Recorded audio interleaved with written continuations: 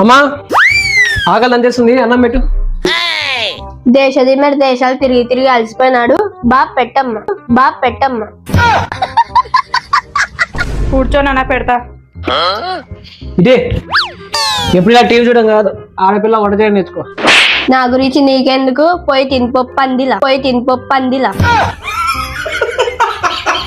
ఇదిగో తినరా. అమ్మ నాకు కూడా అన్నం పెట్టమ్మా. వాడు అడవి పంది, వీడో ముళ్ళ పంది, ఇంటి మీద పడి తినడానికి పుట్టారు.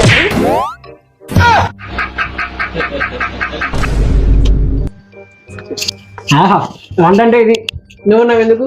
ఇంటికి తిండికి రెండింటికి దండగే.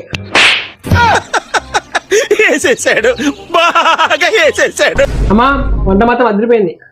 ఆ వంట చేసింది మీ చెల్లె.